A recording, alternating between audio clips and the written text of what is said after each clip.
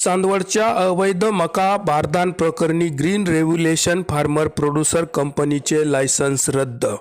फौजदारी गुन्हे दाखल होऊन सर्व संबंधित घटकांवरही होणार कारवाई. जिल्हा पणन अधिकारी पाटील निलंबित. फार्मर प्रोड्युसर कंपन्या अल्पावधीतच काळे आणि खोटे धंदे करूनच होत आहेत मालामाल. शेतकरी उपाशी तर फार्मर प्रोड्युसर कंपन्या तुपाशी, अशी आहे राज्यातील अवस्था. 10-12 दिवसांपूर्वी हिवरखेडे तालुका चांदवड येथे शासकीय मका खरेदी केंद्रावर टाकळी विंचूर तालुका निफाड येथील 5 ट्रॅक्टरमध्ये मका भरून विकण्यासाठी आणण्यात आली होती.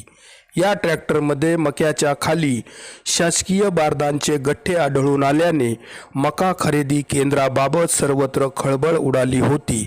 ग्रीन रेव्होल्यूशन फार्मर प्रोड्युसर या कंपनीला शासनाकडून चांदवड तालुक्यातील मका उत्पादक शेतकऱ्यांची मका खरेदी करण्याची परवानगी देण्यात आली आहे. मकासाठी शासनाकडून 2450 रुपये प्रति क्विंटल भाव दिला जात आहे. परंतु सदरच्या हिवरखेडे केंद्रावर टाकळी विंचूर तालुका निफाड येथील खडक माळेगाव रोडवरील अमोल काकासाहेब काळे यांच्या गोडाऊनमधील मका व बारदान असल्याची माहिती मिळत आहे. अमोल काळे यांचे हे godown green revolution farmer producer कंपनीने 1.5 लाख रुपये वर्षाने भाडेतत्वावर घेतले असून कंपनीच्या माध्यमातून तब्बल 80-90 लाखांचे भव्य गोडाऊन बांधण्यात आले आहे. 2023 पासून सदर गोडाऊनमध्ये या कंपनीचा कारभार चालतो. कृषी उत्पन्न बाजार समित्यांमध्ये 1200 ते 1300 रुपये प्रमाणे प्रति क्विंटल मका विकली जात आहे. असे असताना केंद्र शासनाने मका उत्पादक शेतकऱ्यांचे नुकसान नको म्हणून मका हमीभाव खरेदी केंद्राला मान्यता दिली असून फार्मर प्रोड्युसर कंपनीच्या माध्यमातून मका खरेदी केली जाते. यासाठी शेतकऱ्याला 2450 रुपये प्रति क्विंटल हमीभाव दिला जात आहे.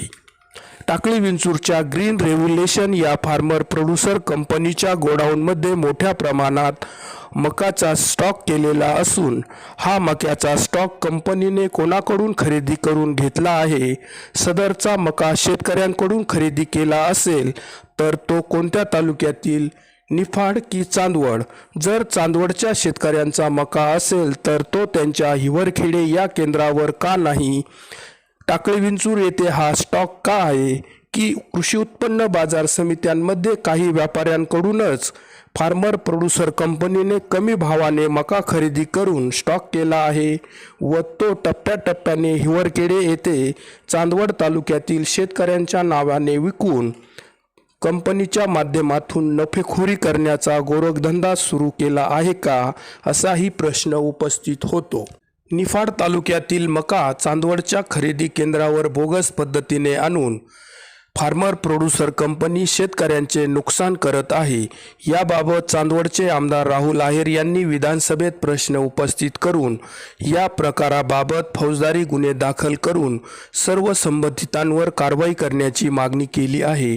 त्यानुसार अन्न पुरवठा मंत्री छगन भुजबळ यांनी जिल्हा पणन अधिकाऱ्यांवर निलंबनाचे कारवाईचे आदेश दिले असून वरिष्ठ अधिकाऱ्यामार्फत चौकशी करून सर्व दोषींवर फौजदारी गुन्हे दाखल करण्याची माहिती दिली आहे.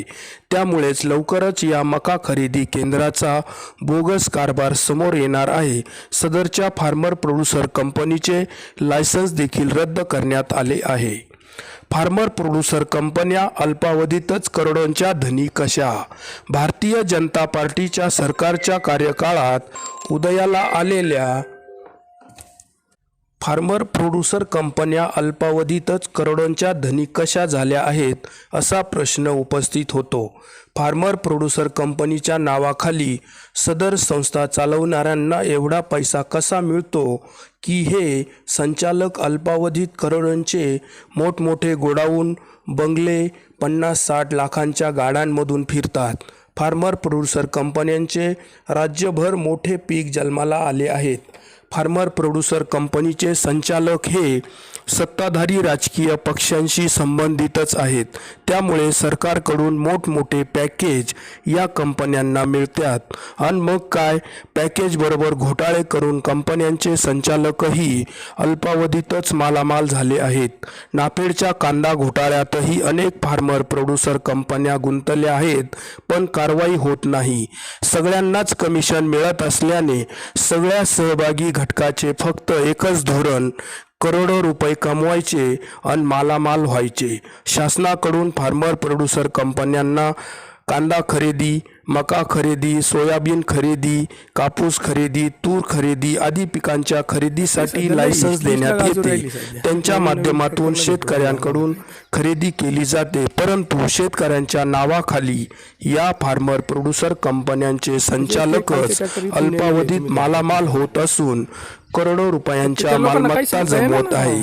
त्यामुळे शेतकऱ्यांच्या नावाखाली अल्पावधीतच मालामाल होणाऱ्या फार्मर प्रोड्युसर कंपन्यांची सखोल चौकशी करून नेमके ह्या कंपन्या असे काय धंदे करतात की त्यामुळे या मालामाल होत आहे, हे सत्य राज्यातील शेतकऱ्यांसमोर, जनतेसमोर येणे गरजेचे आहे.